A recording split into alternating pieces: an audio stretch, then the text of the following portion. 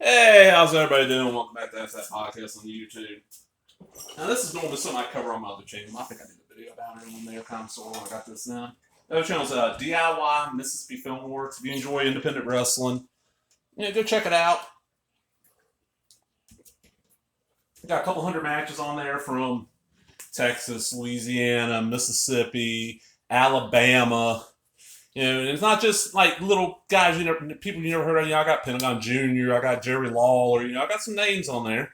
Um, Hell, got some people that when we filmed them, they weren't names, and now they are, Fuego del Sol and stuff like that. But I recently got a random lot in from Pro Wrestling Tees of just overstock. Because, I think I've talked about this on before.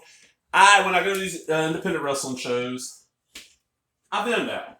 I bring my little table, and I got the wrestling stuff, and I sell. And my whole thing is I want to buy stuff as cheap as I can, so I don't have to mark it up too much, make a little profit. And I try to keep stuff inexpensive. I try to go for as cheap as I think the cheapest thing you're usually gonna find on my table is gonna be $2. Most expensive might be 20, and I hate pricing stuff at 20. I usually try to keep it between $2 and like $10. And I'm working deals with people. Oh man, I ain't got but $7. Okay, yeah, it's $10. You got 7 here. Give me 7. I'll take it. Well, I ordered, the thing for Pro Wrestling Tees, and this is only, I was like, oh man, I might get some DVDs. And I did. I got this one DVD. This is Pro Wrestling Tees, Behind the Merch, a Christian Coronado original documentary. And look at it. It's got Ron Barkin, don't know this, Colt Cabana, Matt Jackson, Nick Jackson, Cody, Kenny Omega, Jim Ross, Silk Alexander, and Dana Massey. Look at the back here. And what this is about a 40-minute documentary on how Colt Cabana did this little Chicago company called 1 Hour Tees and made them into like a big thing in the wrestling industry. They do print-on-demand shirts. Now, you're going to pay about $30 for that shirt when you include shipping. Especially if you're like me and you're a bigger guy, you got to order that anything above like a 1X, I'm like, damn, man, I ain't wore 1X since, I was like 12. But their shirts are decent. I got a few from them.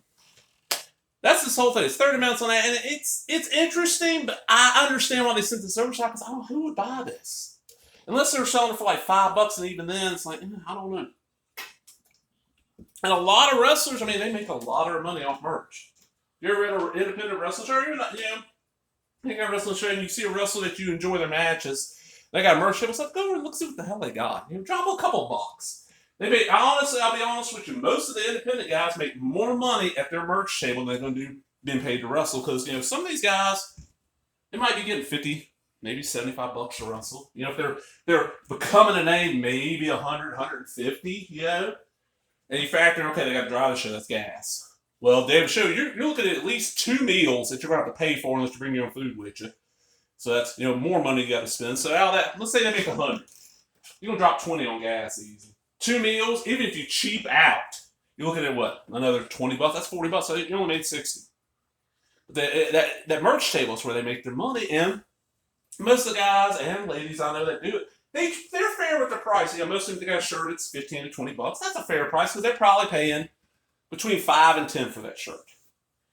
And always, one thing that always makes a lot of money for them is pictures. That 8x10, you'll go over there and pay that $5 to $10 for 8x10. They sign it and you put it in front, throw it up on the wall.